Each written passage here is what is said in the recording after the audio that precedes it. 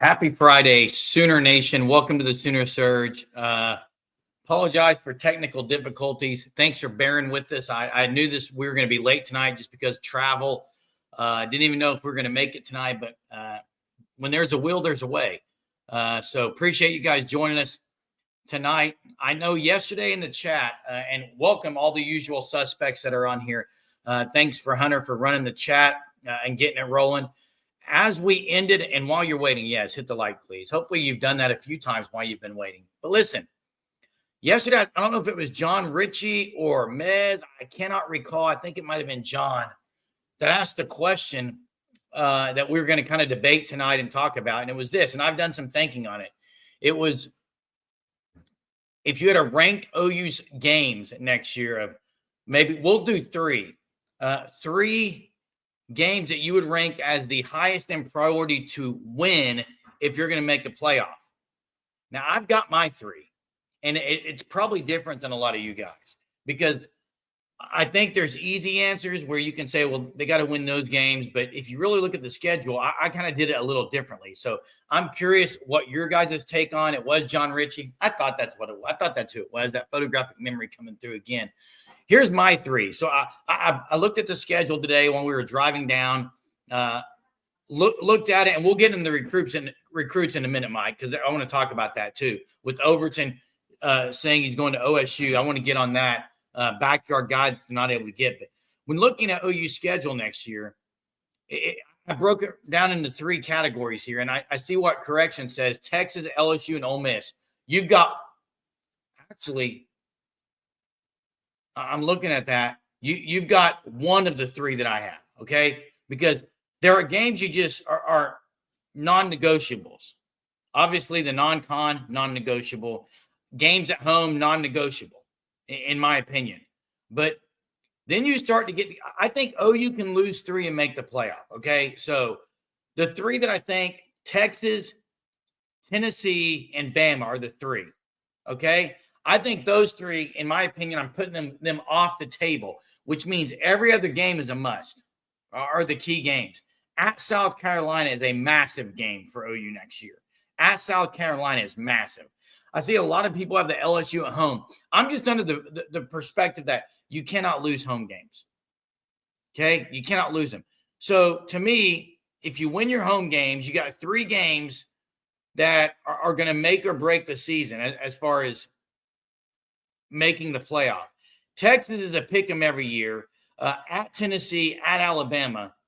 If you're saying those three are losses, I'm just going to say, let's say those three are losses, or maybe pick 'ems. You're not all the others you have to win. And if you look at the other games, kind of the key ones left are at South Carolina, at home versus LSU, and I guess you could say at home versus Ole Miss.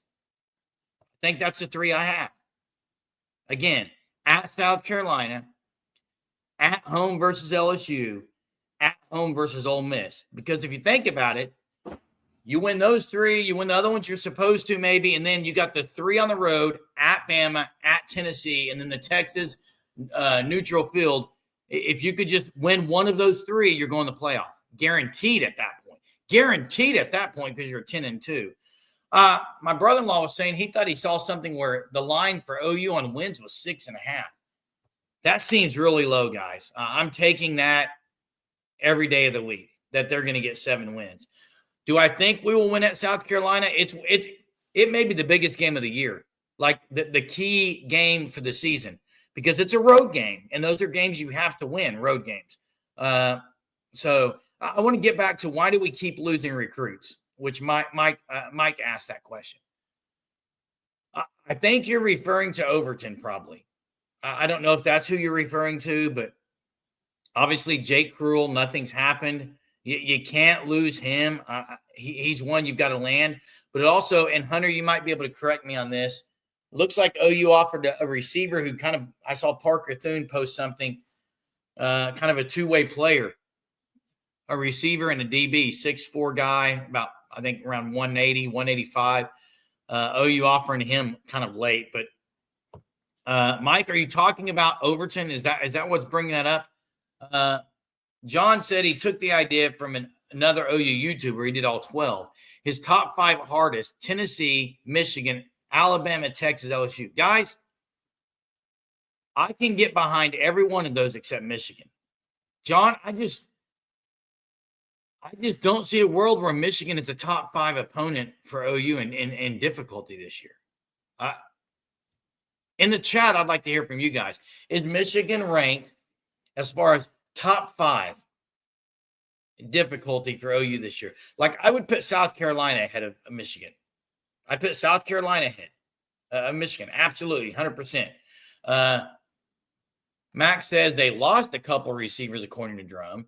And the receiving class core is kind of, they've missed out on some. Purple Orchid says Michigan's a 7-win team next year. And I was talking with my brother-in-law who is, the tight end Jefferson. Yeah, they lost him going to Utah. But and Overton's kind of the bigger one. But talking to my brother-in-law, look, Michigan's could be in a heap of trouble come August. Because they self-sanction themselves. They impose these, penalties on them with the 2-game suspension of Sharon Moore. But it could very well happen before the season that they're on a probation of some kind where they can't go to the playoff or can't. That very well could happen. At that point, what's going to happen to their squad? What's going to happen to their mentality? It's game 2. Now, hey, Sharon Moore is coaching against OU. He is. He's coaching against OU, but that's it. Yeah, Correction says no on Michigan. Now, and I 100% agree with you, Corrections. I was just saying this earlier. One thing we're going to know against Michigan after the Michigan game is OU's defensive line and offensive line strength. We're going to be able to tell how good they are and how bad they are. One or the other. Because Michigan will provide a test up front. They will have dudes. They will have dudes up front on offense and defense. Yes, Chuck, Jefferson chose Utah. He's going to be a Ute, not going to be a Sooner. Chief, if OU lose to Michigan, I am saying OU's in a heap of trouble. I'm saying that they are in worlds of trouble if they lose at home to Michigan in week 2. Because Bryce, any way you look at it, you're going against a freshman quarterback in the second game of his career, and you supposedly have the top defensive line in the entire SEC, arguably the country. You're kidding, right? If OU lose at home against Michigan, it is a cause for major concern at the University of Oklahoma next year. I'm just saying. Sooner-thron puts all SEC games harder than Michigan, except for Auburn. Yeah, Sooner-thron, I'm not going to say Missouri at home is harder than Michigan. So I can't buy all SEC opponents. I don't think Missouri is better than Michigan. But guys, if anyone says, well, it's Michigan, look, that'd be a tough – I get it. OU can't – I've said this before. OU cannot lose on their home floor. You cannot lose on your home field week 2 against a freshman quarterback when you have veterans on the defensive side of the ball and a coach that's coaching the defense that has gone against major elite talent for years. That's what he's been known for, is how to stifle, put some kind of defensive brainwash on the opposing cornerback and voodoo and all kinds of things where they can't do anything moving the ball, where they're stifled and confused and puzzled and bewildered. Are you kidding me? If OU can't do that to Michigan, there is major concern in Norman. Okay? There is. Hey, by the way, I think the hair is going bye-bye. I told my son if he beat me in basketball, I would shave my head. He beat me 11-9 tonight, my 15-year-old. Now, I got a little greedy and shot a lot of step backs when I could have just kept backing him down low. But the bet was I would shave my head. I did not say when because I'm smart like that. College football is unpredictable. And nothing would surprise me, Dalpoa says. Anything's possible, but it doesn't mean it's okay. Okay? Hunter, it's time to open the phone lines. Open the phone lines. I've told you that we are going for 30 minutes. First 10 minutes is us kind of opening it up with a topic. and the next 20 is you guys calling in. So don't hesitate. Don't be shy. Call in. Give me your take on something that's going on with OU football. That's kind of the talk tonight. We're talking about the schedule. We're talking about SEC. We're talking about recruiting. Is this the weekend maybe Cruel commits or someone else commits for the University of Oklahoma? Sooner Thron agrees with me now. I forgot about Missouri. Yeah, we all forget about Missouri, Sooner Thron. It's okay. I try to forget about it more than I do, but OU could go 2-10. We really don't know. Come on. They could. They're not going to. Okay? They're not going to. Yeah, so phone line is going to be dropped. I don't know if he already dropped it in or not. I didn't check. Here, I'm going to drop in the phone line really quickly. Also, check out the Fan Stop at thefanstop.com. Sign up for the Shirt of the Month Club. You won't be disappointed. It's a new design each and every month. You'll get it sent to your house. You'll open it up and say, oh, my goodness, I love this design. Oh, man, it's a soft shirt. All across the board, that's what it is. So, hey, here's the phone link. I've just put it in here for you. I'm going to get to some of these other comments. Yeah, Deacon Schmidt tomorrow will be committing at 2 o'clock. And I'm going to surge protect him. I know 918 said he's a silent. He's going to be a Sooner, which would be a great addition to the offensive line for Oklahoma. Bill Beatenbow. So, hey, we got Platoon 20 on the line. Again, here's the link. Platoon back in stride as the first caller. It's almost like those Thunder Lives afterwards where Platoon was first. He's back again. He beats Corrections in. Corrections hopping in early tonight. So let's get to Platoon first. Thanks for calling here on the Sooner Surge, Platoon. Hey, Jerm. How's it going? It's good, man. How are you?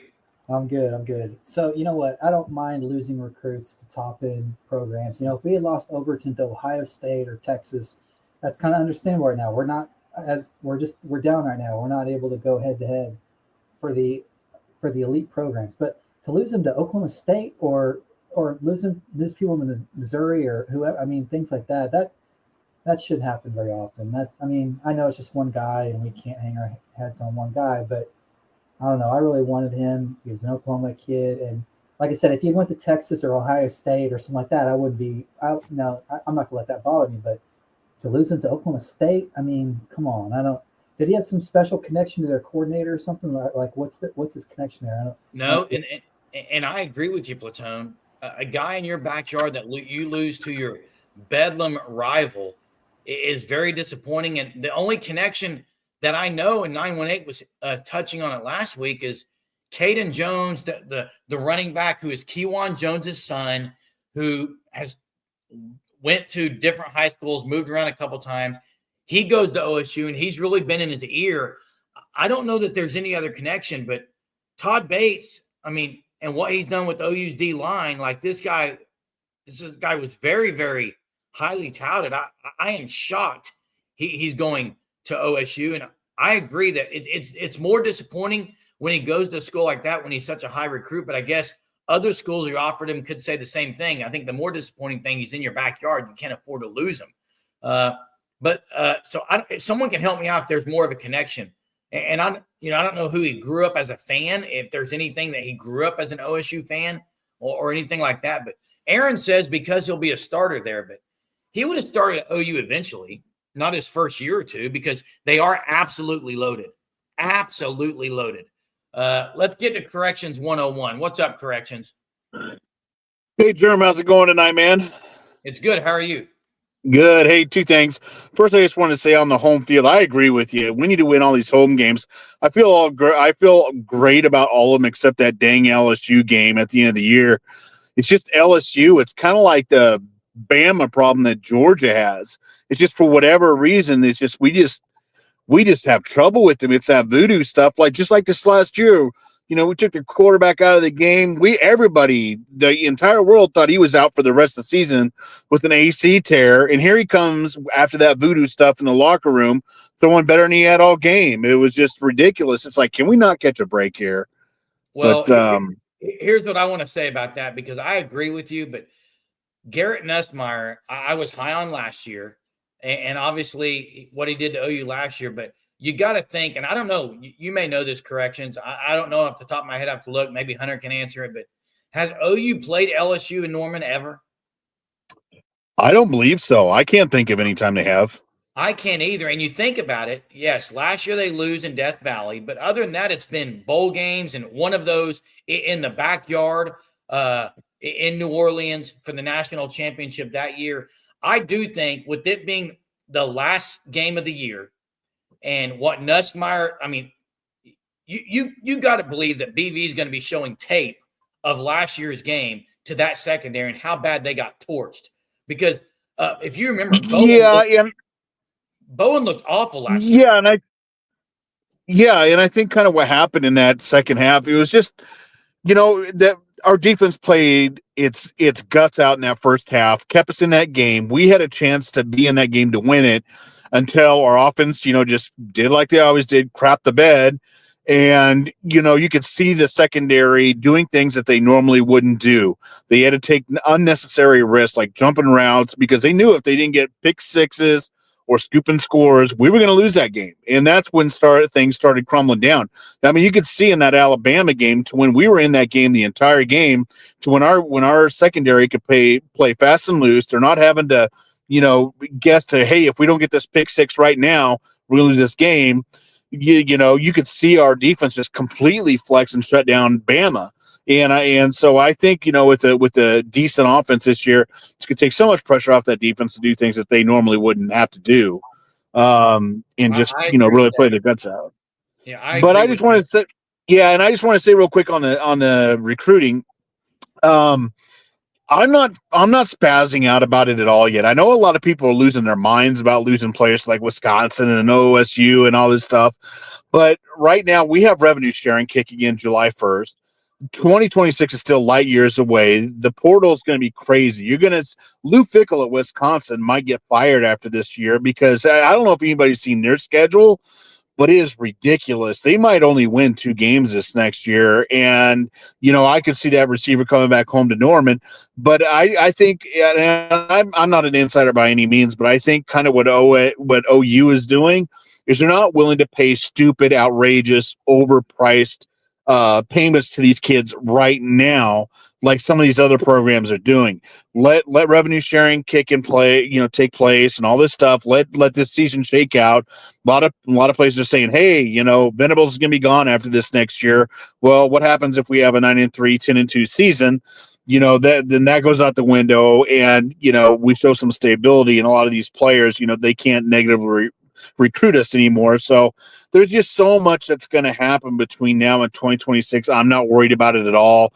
I mean, you know how it is. A lot of these kids, they commit to these different programs, and it's not worth the paper it's written on by any means. And so, we routinely close out classes late. And it's either you trust our GM or you don't. And I trust him. I trust he's going to make the right decisions until he makes a liar out of me. And I'm just going to trust the process. So, yeah, I mean, the thing is, what you just said, not every team does have revenue sharing. Yes, I saw people in the comments say that, but overall, I think a lot of Sooner fans, and it sounds like you're this way, it's about next year first and foremost. And I saw Daniel comment about how the transfer portal changes things on missing some recruits because you have the transfer portal, and there's that too. But yeah, hey, corrections, thanks for the call tonight. Appreciate it. And it looks like OU has not played LSU and Norman ever, so we were correct on that. Maybe next year changes things. Can you imagine the last game of the year, Norman, Oklahoma, and OU sitting at 9-2? 9-2, LSU coming into town. Can you imagine that on a night game, what that environment would be? Wow. I saw the Daniel's point. I saw someone talk about Mason James. Yeah, 918 said it. OU kind of just stopped recruiting him. So I don't know. You talk about a loss on that, but it looks like they chose to not go after him. And he goes to Washington. So, hey, Big Orange, I was going to ask Big Orange this because we were driving down today. We were on the road a lot. What's going on with Tennessee? I saw they got a 4-star edge guy, but there is something posted where, was it Hayes Fawcett or someone said that Tennessee was getting ready to either offer 5 or get 5 commits or have 5 stars committing. I didn't really see the gist of it, so I don't know. You may be able to update me on that. It looked like Tennessee was getting ready to have a good day, but Big Orange says if Tennessee beats Florida in the Swamp this year, everything else we do is just a bonus. So Big Orange, you would trade a win against Florida for a playoff berth? Would you say, okay, Tennessee can lose to Florida as long as they make playoff? Which one? You're saying you would rather beat Florida than make the playoff? I would rather lose and make the playoff, but that's just me. I don't know. It says, Sooner Cowboy says Tristan Keys is going to flip from LSU to Tennessee.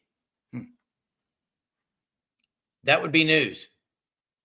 That would be news. Bevo, you're back and deleted. Comment deleted. I'm going to play that game again tonight. Yeah, Sark figured it out. It just took him several years, and I hope BV's figured that out as well.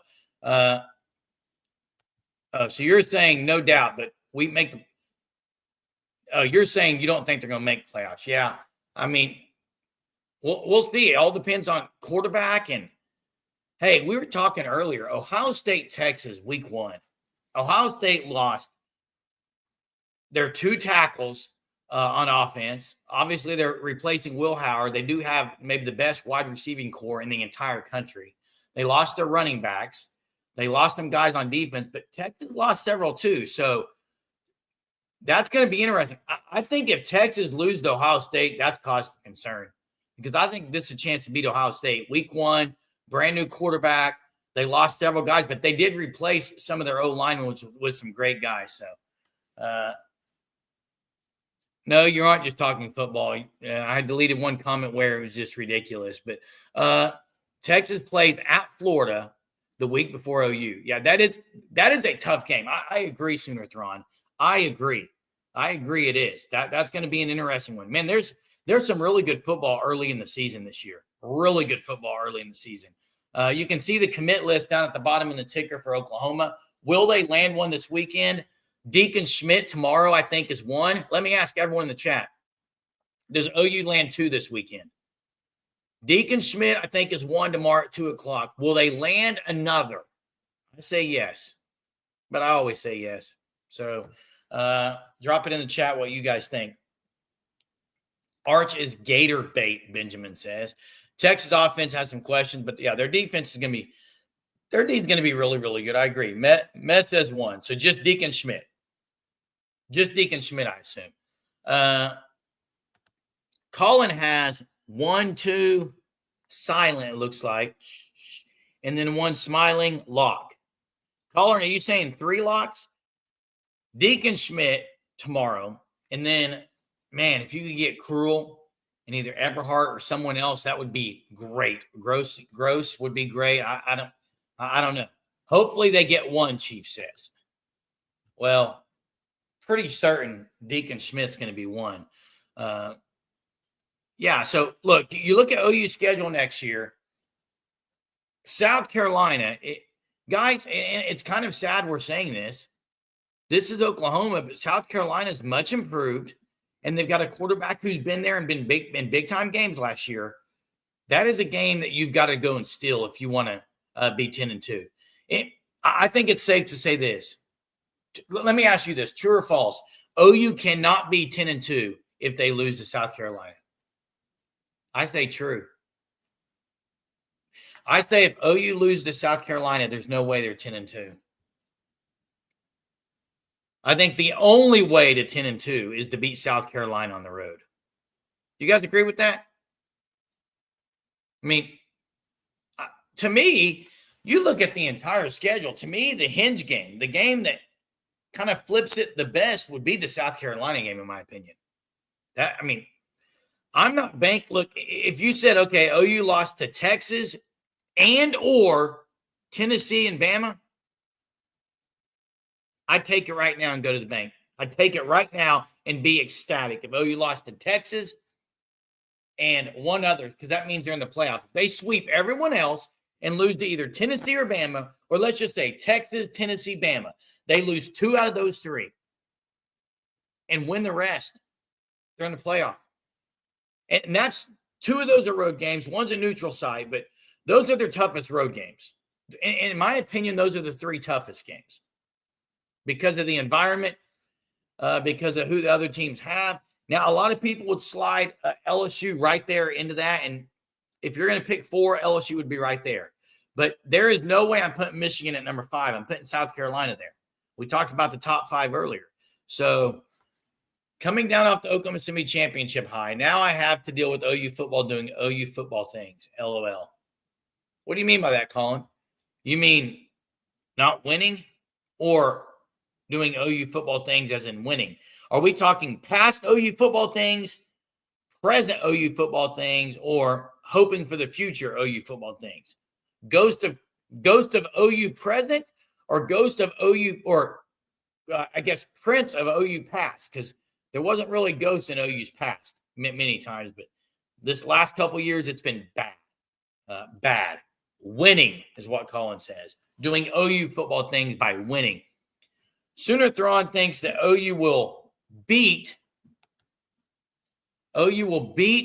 Texas, but lose to South Carolina. So let's think about that. If OU beats Texas and lose, now if that happens, I guess they could still be 10-2, but then they would also have to beat Tennessee or Bama on the road. So I'm still sticking with my statement that if OU loses to South Carolina, they cannot be 10-2. Yeah, Texas, I think, is better than South Carolina. That's why I'm saying that. See, Dalpo, I would say 5. What was the comment? Let me see that. Oh, how many guaranteed wins are on the OU schedule? Guaranteed. Illinois State, Kent State,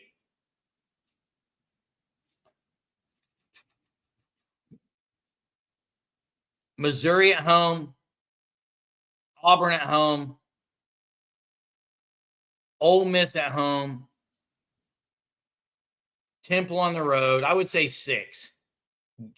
Now, listen, nothing is guaranteed, but if you're going to say can't lose it, I mean, in my opinion, you can't lose any of those, and you can't lose Michigan because it's home. I mean, that gets you to 7, and then you got to find a way to win.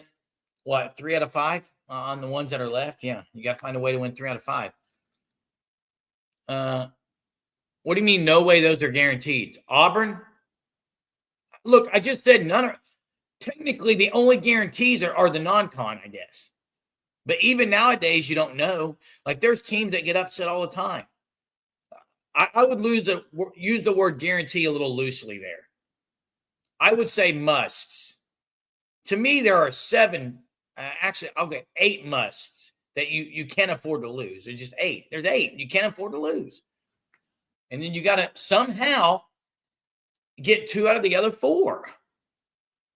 Sooner Thrawn says, thinks he win in Dallas more likely than Columbia. Got OU 9-3, sneak into playoffs, hopefully. Also, I think it depends on who the 3 losses to are and are to and when they are. Because it's not computers, so people are going to remember when you lost, who you lost to, things like that. Chief says Auburn, Ole Miss, Mizzou are not guaranteed. I mean, I can buy that. That's why I said I would use the word guarantee loosely. Let's talk about this. OU defense has 4 All-Americans on it, Bevo says. OU defense has 4 All-Americans on it. Who would you say they are? Yes, Colin, Josiah Jefferson committed to Utah. Who would you say are 4 All-Americans on OU? I know what I'm doing here, guys. I know what he said. I just thought it was funny. Does OU have an All-American on defense? I think, yes, they could have one. Yeah, I saw OU, Bevo. That's why I'm bringing it up.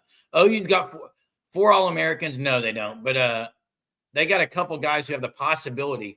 I think that their defense can land 4 on the All-SEC defense, possibly, and maybe 1 All-American overall, depending on who it is that has the best year on that defensive line. And the guy like Kip Lewis, if he can improve and take the next step, he's a guy that can be All-SEC team. I'm not ready to put Eli Bowen there yet at all. I think a guy like Kendall Daniels could have an All-SEC type year. R. Mason definitely could have All-SEC type. Daniel says Texas' defense will be good. They may take a small step back having to replace some talent. Yeah, their defense is going to be really good. Man, that game's going to be fun. John Mateer and company, Jaden Ott, X-Rob. I'm really excited about those 3. If OU can find something in the receivers with some health, and just putting up the numbers early, this is going to be a fun season. Yeah, I love having 4 All-Americans, Aaron. I'm glad he said that. Yeah, definitely not overrated. You know what's funny is Ethan Downs ate Texas's offensive lineman's lunch. Ethan Downs did, okay? Ate his lunch, okay? Lunch. Really got after the quarterback. 2 years ago, just ate his lunch. Ethan Downs just, it was great. But yeah, Texas will have to start the season 0-1. They won't have to. They could. I think they very well could beat Ohio State. You got a team coming off a national title that lost a whole lot, guys. That is going to be a tough game. You know, it is in the Horseshoe. 12 o'clock game, big game Fox. Man, I am so amped for college football. I hope you guys are as well. Well, Colin, there's another guy who does that a lot, and it's Patrick Mahomes. So maybe he's got a little of that in him. Getting a stat against Texas is not the standard for what makes a player good. Yeah, and they didn't play well last year, so trying to block that game out. Trivia question.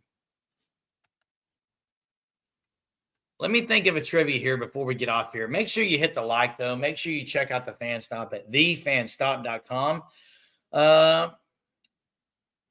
Yeah, let's go trivia since we brought up Michigan earlier. I don't know if Hunter's even on here still. I wish he was because I'd ask him a question if he could look it up for me because OU's playing Michigan. So I would like to know. And there's Hunter. Here's the trivia, and Hunter can help me out. First one to get it. OU plays Michigan. Sharon Moore, head coach at Michigan. What was his number? His college number. Hunter, can you help me out with that? Hunter will find it. Hunter's the GOAT when it comes to finding information. Hunter's on it. Someone says 4. It definitely wasn't 4. I promise you that. I've got a number in mind, but Dowpost says 71. We know what Peter's going to say. It's every single night. The same answer. He may be right this time. I don't know if that's it or not, but Sharon Moore is going to coach against Oklahoma, even though he's been suspended 2 games. Now, I still think by the time they play their first game, it could be a bad state for Michigan football. 77, 75, 71.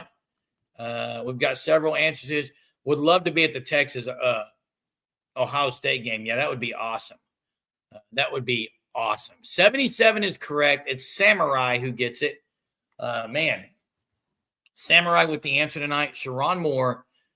And guys, I just had, and look, it's what, June 27th or something.